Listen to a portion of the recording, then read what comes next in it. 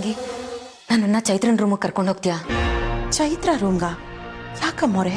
ನಾನು ಅಲ್ಲೇ ಮಲಗ್ತೀನಿ. ಏನ್ ಮಾತಾಡ್ತಾ ಇದ್ದೀರಾ ಮೋರೆ? ಅಶೋಕ್ ಅಣ್ಣನಿಂದ ಶಾಶ್ವತವಾಗಿ ದೂರ ಆಗ್ಬೇಕು ಅಂತ ನಿರ್ಧಾರ ಮಾಡ್ಬಿಟ್ಟಿದ್ದೀರಾ? ನಿಮ್ ಕಾಲ್ ಮುರಿದಿದೆ ಅಂತ ಅನುಕಂಪದಿಂದ ಅಶೋಕ್ ಅಣ್ಣ ನಿಮ್ ಹತ್ರ ಬರ್ತಾರೆ. ಇಂಥ ಸಮಯದಲ್ಲಿ ನೀವು ಅವರಿಂದ ದೂರ ಆಗೋದು ಒಳ್ಳೇದಲ್ಲ. ಅವ್ರು ನನ್ನ ಹತ್ರ ಬರ್ತಾರೆ ಅನ್ನೋದಕ್ಕಿಂತ ಅವ್ರಿಗೇನು ಸಮಸ್ಯೆ ಆಗಬಾರ್ದು ಅನ್ನೋದಷ್ಟೇ ನನಗೆ ಮುಖ್ಯ. ನೀವು ಚೈತ್ರ ರೂಮ್ಗೆ ಹೋಗೋದಕ್ಕೂ ಅಶೋಕ್ ಅಣ್ಣನ್ ತೊಂದರೆ ಆಗಲ್ಲ ಅನ್ನೋದಕ್ಕೂ ಏನ್ ಸಂಬಂಧ? ಸಂಬಂಧ ಇದೆ. ಚಿರುಗೆ ಅಶೋಕ್ ಮೇಲೆ ಕೋಪ ಬಂದಿದ್ಯಾ ಇಲ್ವಾ ಅನ್ನೋದನ್ನ ಗೊತ್ತು ಮಾಡ್ಕೋಬೇಕು. ಅದಕ್ಕೆ ನಾನಿವತ್ತು ಇಲ್ಲಿ ಮಲಗಲ್ಲ, ಚೈತ್ರ ರೂಮಲ್ಲಿ ಮಲಗ್ತೀನಿ. ಆಗ ಖಂಡಿತ ಚಿರು ಇಲ್ಲಿಗೆ ಬಂದೇ ಬರ್ತಾನೆ. ಅವನು ಬಂದು ಅಶೋಕಕ್ಕೆ ತೊಂದರೆ ಕೊಟ್ರೆ ಖಂಡಿತ ಚಿರುಗೆ ಅಶೋಕ್ ಮೇಲೆ ಕೋಪ ಬಂದಿದೆ ಅಂತ ಅರ್ಥ.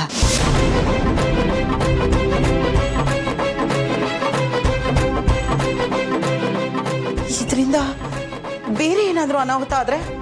ಏನೂ ಆಗಲ್ಲ ಅಂದ್ಕೊಂಡಿದ್ದೀನಿ. ಅಶೋಕಕ್ಕೆ ಗೊತ್ತಿಲ್ದಿರೋ ಹಾಗೆ ನಾನು ಅವ್ರನ್ನ ಕಾಪಾಡ್ಕೋಬೇಕು. ಹೆಂಡತಿಯಾಗಿ ಅದು ನನ್ನ ಧರ್ಮ. ಹೆಂಡತಿಯಾಗಿ, ತಾಯಿಯಾಗಿ, ಮನೆ ಸೊಸೆಯಾಗಿ ಈ ಎಲ್ಲ ಸ್ಥಾನಗಳನ್ನ ತುಂಬಕ್ಕೆ ನೀವೆಷ್ಟು ಕಷ್ಟಪಡ್ತಾ ಇದ್ದೀರಾ. ಇದನ್ನೆಲ್ಲ ನನ್ನ ಕೈಯಲ್ಲಿ ನೋಡಕ್ ಆಗ್ತಿಲ್ಲ ಅಮ್ಮೋರೆ. ಇದನ್ನೆಲ್ಲ ನನ್ನ ಕಷ್ಟ ಅಂತ ಯಾವತ್ತೂ ಭಾವಿಸೇ ಇಲ್ಲ ಮಾತಂಗಿ. ಇದು ನನ್ನ ಕರ್ತವ್ಯ ಅಂತ ಅಂದ್ಕೊಂಡಿದ್ದೀನಿ.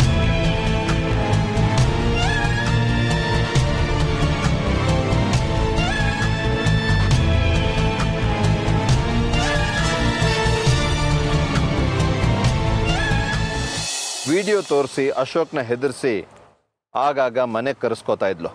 ಅಶೋಕ್ ಅವಳ ಮನೆಗೆ ಹೋಗ್ತಾ ಇದ್ನಾ? ಅಶೋಕ್ ಈ ಮನೆ ಮಾನ ಮರ್ಯಾದೆ ಹೋಗುತ್ತೆ ಅನ್ನೋ ಕಾರಣಕ್ಕೆ ಅವಳು ಹೇಳಿದ ಹಾಗೆ ಕುಣಿತಾ ಇದ್ದಾನೆ. ಈ ವಿಷಯ ನನಗ್ ಬಿಟ್ರೆ ಈ ಮನೆಯಲ್ಲಿ ಬೇರೆ ಯಾರಿಗೂ ಗೊತ್ತಿಲ್ಲ. ಅಂದ್ರೆ ನನ್ನಿಂದನೂ ವಿಷಯ ಮುಚ್ಚಿಟ್ರ ನೀವು? ಇದು ನಿಮಗೆ ಯಾವ ದಿಕ್ಕಿಂದನೂ ಸಂಬಂಧಪಡದೇ ಇರೋ ವಿಷಯ, ಹಾಗಾಗಿ ಹೇಳಲಿಲ್ಲ. ಸಂಬಂಧ ಪಡಲ್ವಾ? ಮನೆ ಮಾಲೀಕನ ಒಬ್ಬನೇ ಮಗನ ಮೇಲೆ ಇವಳು ಕಣ್ಣು ಬಿದ್ದಿದೆ ಅಂದ್ರೆ ಮನೆ ಮತ್ತೆ ಫ್ಯಾಕ್ಟ್ರಿ ಮೇಲೆ ಇವಳು ಮೋಹ ಶುರು ಆಗಿದೆ ಅಂತ ಅರ್ಥ. ನನಗೆ ಸೇರ್ಬೇಕಾಗಿರೋ ಆಸ್ತಿ ಮೇಲೆ ಯಾರ ಕಣ್ಣು ಬೀಳಬಾರ್ದು ಅಂತ ಅನ್ಕೊಂಡಿದ್ದೀನಿ. ಆಲ್ರೆಡಿ ಇವಳು ಕಣ್ಣು ಬಿದ್ದಿದೆ. ಚಾನ್ಸೇ ಇಲ್ಲ. ನಾನು ಅಬ್ಸರ್ವ್ ಮಾಡಿರೋ ಪ್ರಕಾರ ರಾಗಿಣಿಗೆ ಈ ಮನೆ ಮೇಲಾಗ್ಲಿ ಅಥವಾ ಇವರ ಆಸ್ತಿ ಮೇಲಾಗ್ಲಿ ಕಣ್ಣಿಲ್ಲ. ಅವಳಿಗೆ ದುಡ್ಡಿನ ವ್ಯಾಮೋಹ ಕೂಡ ಇಲ್ಲ. ಹಾಗಾದ್ರೆ ಅಶೋಕ್ ಹಿಂದೆ ಯಾಕೆ ಬಿದ್ದಿದ್ದಾಳೆ? ಅದು ನನಗೂ ಗೊತ್ತಿಲ್ಲ. ಅವಳು ಬೇರೇನೋ ಪ್ಲಾನ್ ಇಟ್ಕೊಂಡು ಅಶೋಕ್ನ ಬುಟ್ಟಿಗೆ ಹಾಕೊಂಡಿದ್ದಾಳೆ ಅಂತ ಅನ್ನಿಸುತ್ತೆ. ಆದರೆ ಆ ಕಾರಣ ಏನು ಅನ್ನೋದು ನನಗೂ ಗೊತ್ತಿಲ್ಲ. ನೀವು ಅವಳ ಜೊತೆ ಸೇರ್ಕೊಂಡೇನಾದ್ರೂ? ಅದರಿಂದ ನನಗೇನು ಪ್ರಯೋಜನ? ನನಗೆ ಎಲ್ಲ ವಿಷಯನೂ ಗೊತ್ತು ಅಂತ ಅಶೋಕ್ಗೂ ಗೊತ್ತು. ಇದು ಮುಂದಕ್ಕೆ ನನಗೆ ಯಾವಾಗಾದ್ರೂ ಪ್ರಯೋಜನಕ್ಕೆ ಬರ್ಬೋದು ಅಂತ ನಾನು ಅಂದ್ಕೊಂಡಿದ್ದೆ ಅಷ್ಟೇ. ಅಶೋಕ್ ಈ ಒಂದು ವಿಚಾರದಲ್ಲಿ ನನಗೆ ತುಂಬಾ ಹೆದರ್ತಾನೆ.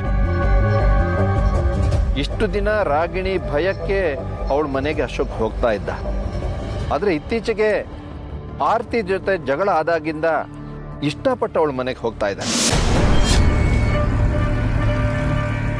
ಇತ್ತೀಚೆಗೆ ರಾಗಿಣಿ ಮತ್ತೆ ಅಶೋಕ್ ನಡುವೆ ತುಂಬಾ ಸಲಿಗೆ ಬೆಳೀತಾ ಇದೆ. ಮೊನ್ನೆ ತಾನೇ ನಮ್ಮ ಕಂಪ್ನಿ ಅಕೌಂಟ್ಸ್ ಹೆಡ್ ಆಗಿ ಅವಳಿಗೆ ಪ್ರಮೋಷನ್ ಕೊಟ್ಟಿದ್ದಾನೆ. ಅದು ನನಗೆ ಕೂಡ ಒಂದು ಮಾತು ಕೇಳಿದೆ. ಕಂಪ್ನಿಗೆ ಇವಳು ಅಕೌಂಟ್ಸ್ಗೆ ಹೆಡ್? ಎಸ್. ಇದರಿಂದಾಗಿ ರಾಗಿಣಿಗೆ ಸ್ವಲ್ಪ ಬಾಲ ಬೆಳೆದ ಹಾಗಿದೆ. ವಿಷಯ ಎಲ್ಲೆಲ್ಲೋ ಹೋಗ್ತಾ ಇದೆ. ಮೊದಲು ಅವಳನ್ನ ಮಟ್ಟ ಹಾಕಬೇಕು. ಅವಳಿಗೆ ಆಸ್ತಿ ಬಗ್ಗೆ ಮೋಹ ಇಲ್ಲ ಅಂದ್ರೆ ಅವಳ ಉದ್ದೇಶ ಏನು ಅಂತ ತಿಳ್ಕೋಬೇಕು. ಹೌದು. ಇನ್ನು ಸ್ವಲ್ಪ ದಿನದಲ್ಲೇ ಅವಳು ಕಂಪ್ನಿನ ಆಳೋಕ್ ಶುರು ಮಾಡ್ತಾಳೆ ಅನ್ಸುತ್ತೆ. ಅವಳನ್ನ ಮಟ್ಟ ಹಾಕೋದಕ್ಕೆ ನನ್ನ ಹತ್ರ ಒಂದು ಅಸ್ತ್ರ ರೆಡಿ ಆಗಿದೆ. ಏನದು? ಚಿರು.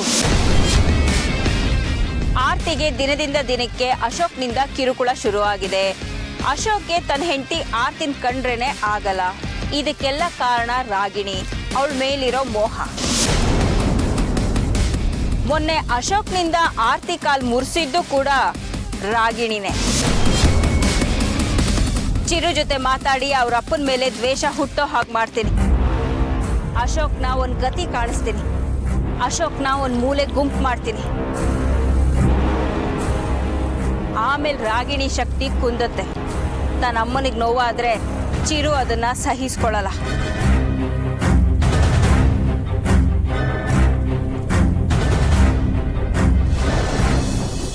ಮಮ್ಮಿ ಮಮ್ಮಿ ಕಾಲ್ ತುಂಬಾ ನೋವ್ತಿದ್ಯಾ? ಇಲ್ಲ ಪುಟ್ಟ. ನೀವು ಹಾಸ್ಪಿಟ್ಲಿಗೆ ಹೋದಾಗ ನಾನು ನಿಮ್ಮನ್ನ ಎಷ್ಟು ಮಿಸ್ ಮಾಡ್ಕೊಂಡೆ ಗೊತ್ತಾ? ಮಮ್ಮಿ ಈ ತರ ಆಗೋದಿಕ್ಕೆ ಡ್ಯಾಡಿನೇ ಕಾರಣ ಅಂತೆ, ಹೌದಾ?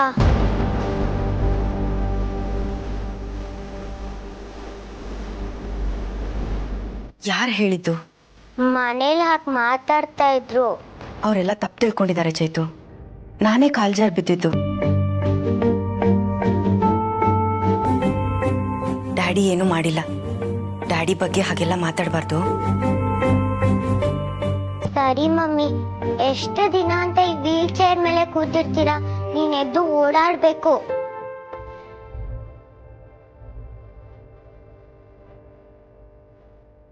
ಇನ್ನೊಂದು ತಿಂಗಳು ಅಷ್ಟೇ ಕಂದ. ಆಮೇಲೆ ನಾನೇ ಎದ್ದು ಓಡಾಡ್ತೀನಿ.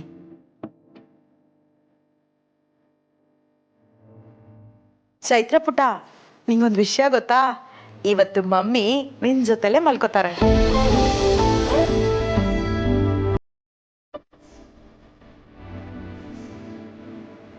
ಹೌದಾ ಮಮ್ಮಿ?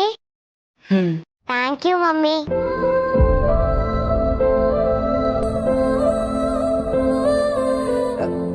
ಸರಿ ಬಾ ಪುಟ್ಟ, ಊಟ ಮಾಡಿವಂತೆ. ಅಷ್ಟೊತ್ತಿಗೆ ಮಮ್ಮಿ ರೆಸ್ಟ್ ತಗೊಳ್ಳಿ. ನಾನು ಹೋಗಿ ಊಟ ಮಾಡ್ಕೊಂಡು ಬರ್ತೀನಿ. ನಂಗೊಂದು ಕತೆ ಹೇಳ್ಬೇಕು ನೀನು.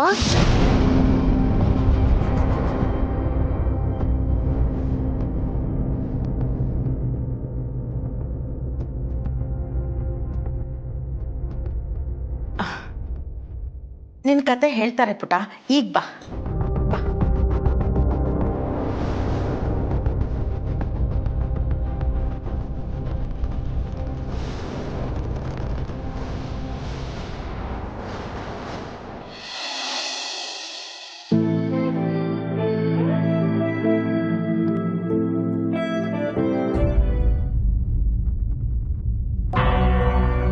ಏಯ್, ಏನು ಹಂಗೆ ನೋಡ್ತಿದ್ಯಾ?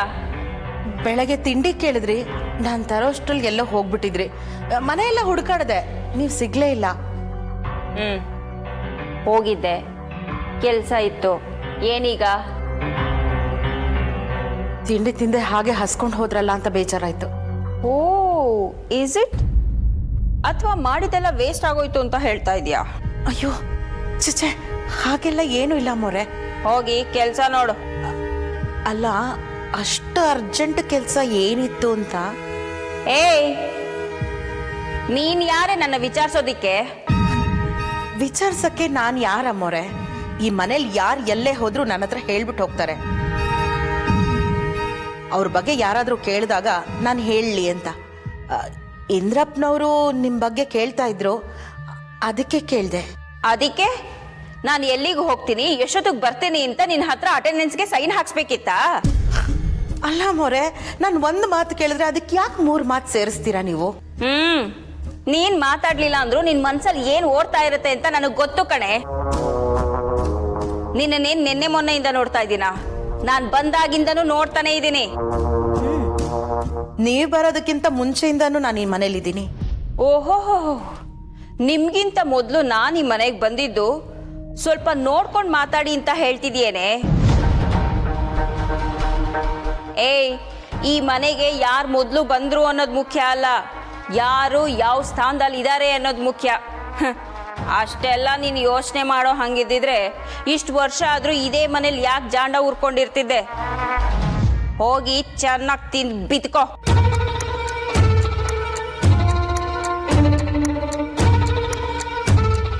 ಇವ್ರನ್ನ ನೋಡ್ತಾ ಇದ್ರೆ ಯಾಕೋ ಅನುಮಾನ ಶುರು ಆಗ್ತಾ ಇದೆಯಲ್ಲ. ಮೊದಲೆಲ್ಲ ಯಾವಾಗ್ಲೂ ಮನೇಲೇ ಇರ್ತಾ ಇದ್ರು, ಇತ್ತೀಚೆಗೆ ಮಾತ್ರ ಯಾವಾಗ್ಲೂ ಹೊರಗಡೆನೆ ಇರ್ತಾರೆ. ಫ್ಯಾಕ್ಟ್ರಿನಲ್ಲೂ ಇವ್ರಿಗೆ ಯಾವ ಕೆಲಸನೂ ಇರಲ್ಲ, ಮನೆಗೆ ಸಂಬಂಧಪಟ್ಟ ಹಾಗೆ ಯಾವ ಕೆಲಸನೂ ಇರಲ್ಲ. ಮತ್ತೇನ್ ಮಾಡ್ತಾ ಇದ್ದಾರೆ? ಸುಮ್ನೆ ಈ ರೀತಿ ಓಡಾಡೋರಲ್ಲ ಇವರು. ವಿಗ್ರಹ ಕಾಣೆ ಆಗೋಕ್ ಮುಂಚೆ ಆರತಿ ಅಮ್ಮನವ್ರ ರೂಮ್ನಲ್ಲಿ ಇವರೇ ಇದ್ದಿದ್ದು. ಆವತ್ತು ನನ್ನ ಕರೆದು ರೂಮ್ನ ಕ್ಲೀನ್ ಮಾಡು ಅಂತ ಹೇಳಿ ಹೋದ್ರು. ಆಮೇಲೆ ರೂಮ್ನಲ್ಲಿ ವಿಗ್ರಹ ಇರಲಿಲ್ಲ. ಇವತ್ತು ಕರೆದು ಕೆಲಸ ಹೇಳಿದ್ರು. ಇವತ್ತು ಆ ಬ್ಯಾಗ್ ಕಾಣಿಸ್ತಾ ಇಲ್ಲ.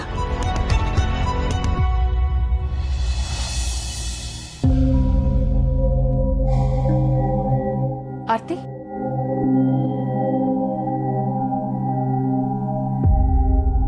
ಇಲ್ಲಾಗ ಬಂದು ಮಲಗಿದ್ಯಾ? ಅದು ಅದಕ್ಕೆ ಚೈತ್ರ ಜೊತೆ ಇದ್ದು ತುಂಬ ದಿನ ಆಯ್ತಲ್ಲ, ಅವಳಿಗೆ ಒಂಟಿತನ ಕಾಡಬಾರ್ದಲ್ಲ, ಅದಕ್ಕೆ. ನನ್ನ ಹತ್ರನೇ ಸುಳ್ಳು ಹೇಳ್ತಿದ್ಯಾ? ನೀನು ಯಾಕೆ ಇಲ್ಲಿ ಮಲಗಿದ್ಯಾ ಅಂತ ನನಗೆ ಚೆನ್ನಾಗಿ ಗೊತ್ತು ಆರ್ತಿ. ಅಶೋಕ್ ಕಂಡ್ರೆ ನಿನಗೆ ಭಯ ಶುರು ಆಗಿದೆ ತಾನೆ? ಮತ್ತೆ ಅಶೋಕ್ ಜಗಳ ಮಾಡಿದ್ನಾ? ಹಾಗೇನಿಲ್ಲ ಅದಕ್ಕೆ. ಅಶೋಕ್ ಜೊತೆ ನಾನು ಮಾತಾಡ್ತೀನಿ. ಮತ್ತೆ ಅದು ಹೇಗೆ ನಿನ್ನ ಅವಾಯ್ಡ್ ಮಾಡ್ತಾನೆ ಅಂತ ನಾನು ನೋಡ್ತೀನಿ. ನಡಿ ನನ್ನ ಜೊತೆ. ಅದಕ್ಕೆ ಪ್ಲೀಸ್, ಅವ್ರು ಏನೂ ಹೇಳಲಿಲ್ಲ, ನಾನೇ ನಿರ್ಧಾರ ಮಾಡ್ಕೊಂಡು ಇಲ್ಲಿಗೆ ಬಂದೆ. ನೀನಾ? ಇತ್ತೀಚೆಗೆ ಅವ್ರಿಗೆ ನನ್ನ ಮುಖ ನೋಡಿದಾಗೆಲ್ಲ ಕೋಪ ಬರುತ್ತೆ. ಅವ್ರ ಕೋಪ ಕಡಿಮೆ ಆದಮೇಲೆ ನಾನೇ ಅವ್ರ ಹತ್ರ ಹೋಗ್ತೀನಿ. ನಮ್ಮ ಮನೇಲಿ ಇದುವರೆಗೂ ಎಲ್ಲ ಹೆಣ್ಮಕ್ಳು ಗಂಡ ಅಂದರೆ ತನ್ನ ಸ್ನೇಹಿತ ಅಂತ ಅನ್ಕೊಂಡು ಬದುಕಿದ್ದೀವಿ. ಆದರೆ ಇದೇ ಫಸ್ಟ್ ಟೈಮ್ ಆರ್ತಿ, ಗಂಡ ಅಂದರೆ ಹೆದರ್ಕೊಂಡು ಬದುಕ್ತಾ ಇರೋದು. ಇದನ್ನು ಕೇಳೋಕೆ ನಂಗೆ ತುಂಬ ಸಂಕಟ ಆಗ್ತಿದೆ. ನೀನು ನೋಡಿದ್ರೆ ನನಗೆ ಹೊಟ್ಟೆ ಉರಿತಾ ಇದೆ ಆರ್ತಿ. ಅಳ್ತಾ ಇದೆಯಾ?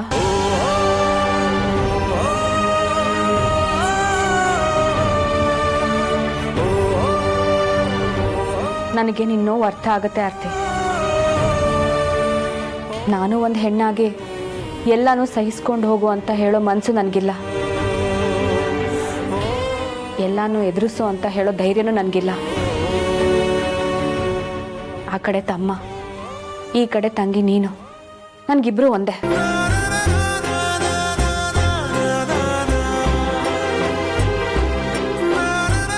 ನೀವು ಬೇಜಾರು ಮಾಡ್ಕೋಬೇಡಿ. ಅದಕ್ಕೆ ಮನೆ ಮಗಳಿಗಿಂತ ಹೆಚ್ಚಾಗಿ ನೋಡ್ಕೋತಾ ಇದ್ದೀರಾ ನೀವು. ನನಗಷ್ಟೇ ಸಾಕು. ಈ ಮನೆ ಮಗಳನ್ನ ಹೆಚ್ಚಾಗಿ ನನ್ನ ತಂಗಿನ ಚೆನ್ನಾಗಿ ನೋಡ್ಕೋಬೇಕಾಗಿರೋದು ನನ್ನ ಧರ್ಮ ಅಲ್ವಾ? ಅದಕ್ಕೆ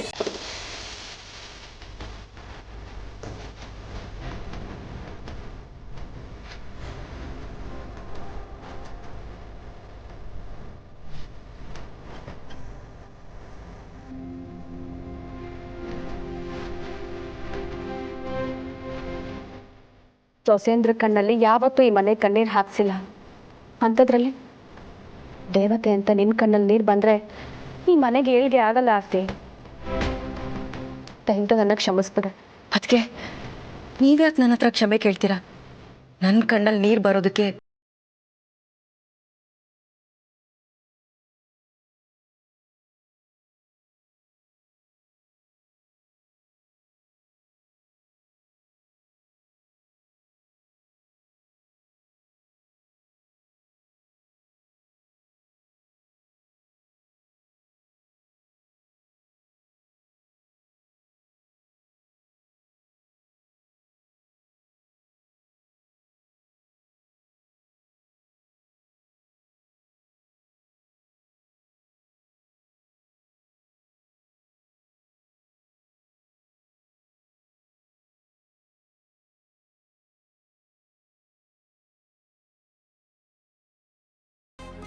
ಮಾತ್ರೆ ತಗೋ.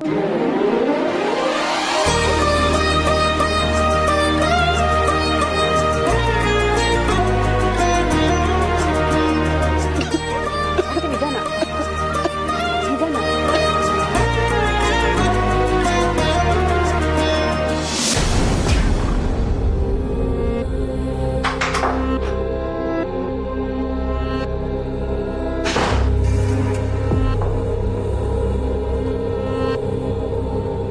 ಚಿರು, ಚಿರು,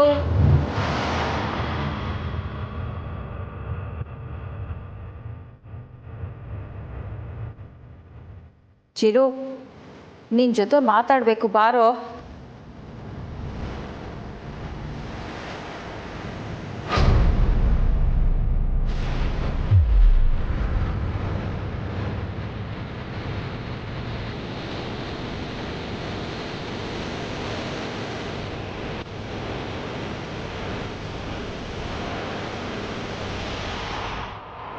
ಚಿರು, ನಿನ್ಗೊಂದು ಮುಖ್ಯವಾದ ವಿಷಯ ಹೇಳಬೇಕು, ಬಾರೋ.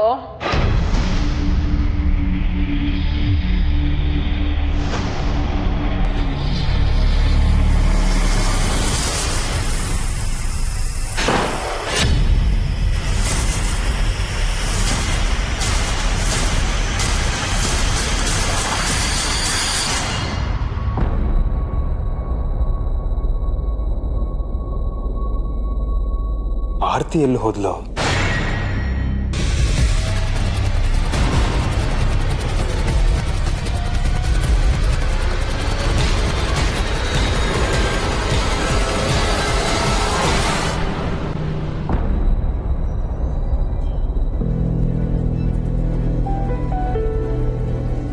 ನೀನಮ್ಮ ತಂಗಿ?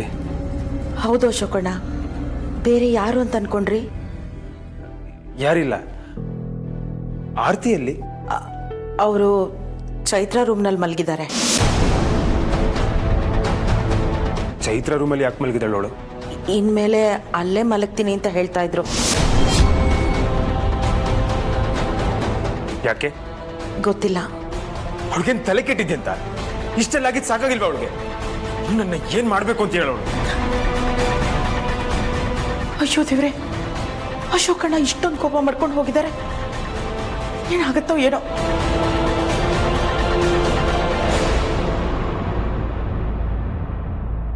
ರಾಣಿಯಮ್ಮ, ಚಿರು, ಚಿರು ಬಂದ್ಯಾ? ಎಲ್ಲಿದೆಯೋ? ನಾನು ಎಷ್ಟೊತ್ತಿಂದ ನಿನಗೋಸ್ಕರ ವೆಯ್ಟ್ ಮಾಡ್ತಾ ಇದ್ದೀನಿ ಗೊತ್ತಾ? ನಿಮ್ ಹಿಂದೆನೇ ಇದ್ದೀನಿ ರಾಣಿಯಮ್ಮ.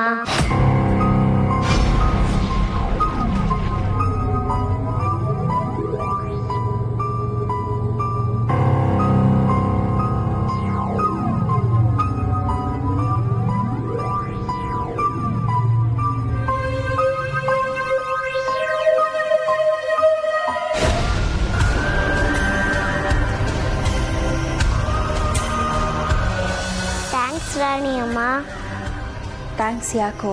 ನನ್ನ ಈ ಮನೇಲೆ ಉಳಿಸ್ಕೋಬೇಕು ಅಂತ ಎಷ್ಟು ಕಷ್ಟಪಟ್ರಿ ಅಲ್ವಾ? ಹೌದು ಕಣೋ ಚಿರು, ನೀನೊಬ್ಬ ನನ್ನ ಜೊತೆ ಹೇಗಿದ್ರೆ ನನಗೆ 100 ಆನೆ ಬಲ ಇದ್ದ ಹಾಗೆ. ಯಾವ ಕಾರಣಕ್ಕೂ ನಾನು ನಿನ್ನನ್ನು ಕಳ್ಕೊಳ್ಳಲ್ಲ ಕಣೋ. ನಿನ್ನ ಪಾಲ್ಗೆ ನಾನಿದ್ದೀನಿ. ಎಷ್ಟೇ ಕಷ್ಟ ಆದರೂ ನಾನು ನಿನ್ನನ್ನು ಉಳಿಸ್ಕೋತೀನಿ ಕಣೋ. ಆಯ್ತು ರಾಣಿಯಮ್ಮ, ಅದಕ್ಕೆ ನೀವಂದ್ರೆ ನನಗೆ ತುಂಬಾ ಇಷ್ಟ. ಚಿರು, ನಾನು ನಿನ್ನ ಹತ್ರ ಒಂದು ಮುಖ್ಯವಾದ ವಿಷಯ ಮಾತಾಡಬೇಕು ಕಣೋ. ಯಾವಾಗಲೂ ನಾನು ನಿನ್ನ ಡ್ಯಾಡಿ ಬಗ್ಗೆನೇ ಮಾತಾಡ್ತೀನಿ ಅಂತ ನೀನು ಬೇಜಾರು ಮಾಡ್ಕೊಳ್ಳಲ್ಲ ತಾನೆ? ಇಲ್ಲ ರಾಣಿಯಮ್ಮ. ನಾನು ಹೇಳೋ ಮಾತಿನ ಮೇಲೆ ನಿನಗೆ ನಂಬಿಕೆ ಇದೆ ತಾನೆ? ಹೌದು, ನೀವೇನು ಹೇಳ್ತೀರೋ ಅದನ್ನ ಕೇಳ್ತೀನಿ. ನಿಮ್ಮ ಡ್ಯಾಡಿ ಬೇರೆ ಹೆಂಗಸಿನ ಜೊತೆ ಓಡಾಡ್ತಾ ಇದ್ದಾರೆ ಕಣೋ. ನಿಮ್ಮ ಡ್ಯಾಡಿಗೂ ಆ ಹೆಂಗಸ್ಗೂ ತುಂಬ ಫ್ರೆಂಡ್ಶಿಪ್ಪು. ಅಂದ್ರೆ? ಅಯ್ಯೋ, ಅದನ್ನೆಲ್ಲ ವಿವರಿಸಿ ಹೇಳೋದಕ್ಕಾಗಲ್ಲ ಕಣೋ. ನಿಮ್ಮ ಡ್ಯಾಡಿ ಆ ಹೆಂಗಸಿನ ಮಾತು ಕೇಳ್ತಾರೆ, ಆಮೇಲೆ ಮನೆಗೆ ಬಂದು ನಿಮ್ಮಮ್ಮನಿಗೆ ಕಿರುಕುಳ ಕೊಡ್ತಾರೆ. ಇವತ್ತು ನಿಮ್ಮಮ್ಮ ನಿಮ್ಮಪ್ಪನಿಗೆ ಹೆದರ್ಕೊಂಡು ಚೈತ್ರ ರೂಮಲ್ಲಿ ಮಲಗಿದಾಳೆ ಕಣೋ. ಆರತಿ ನೋಡಿದ್ರೆ ಅಯ್ಯೋ ಪಾಪ ಅನಿಸುತ್ತೆ. ಇನ್ಮೇಲೆ ಆರತಿ ಚೈತ್ರನ ಪಾಲಾಗೋಗ್ತಾಳೆ. ನಿನ್ನ ಮೇಲೆ ಆರತಿಗೆ ಪ್ರೀತಿ ಕಡಿಮೆ ಆಗೋಗುತ್ತೆ ಕಣೋ. ನಿನ್ನ ಬಗ್ಗೆ ಅವಳು ತಲೆನೇ ಕೆಡಿಸ್ಕೊಳ್ಳಲ್ಲ. ಆಮೇಲೆ ನಿನ್ನನ್ನು ಸಂಪೂರ್ಣವಾಗಿ ಮರ್ತು ಬಿಡ್ತಾಳೆ. ಹಾಗಾಗಬಾರ್ದು, ನನಗೆ ನಮ್ಮ ಮಮ್ಮಿ ಬೇಕು. ಹೀಗೆ ಆದರೆ ನೀನು ನಿಮ್ಮಮ್ಮನ್ನ ಕಳ್ಕೋಬೇಕಾಗುತ್ತೆ ಕಣೋ. ಬೇಕಾದರೆ ಈಗಲೇ ಹೋಗಿ ನೋಡು, ಅವಳು ಚೈತ್ರ ರೂಮಲ್ಲಿ ಮಲಗಿದ್ದಾಳೆ. ಆದರೂ ನಿಮ್ಮಪ್ಪ ಹೀಗೆಲ್ಲ ಮಾಡಬಾರ್ದಾಗಿತ್ತು. ನಿನ್ನನ್ನು ನೆನೆಸ್ಕೊಂಡ್ರೆ ನನಗೆ ಕರಳೆಲ್ಲ ಚುರ್ರು ಅನ್ನುತ್ತೆ ಕಣೋ. I hate daddy. ಮೊದಲು ಹೋಗಿ ಅವನ ಕತಿ ಕಾಣಿಸ್ತೀನಿ.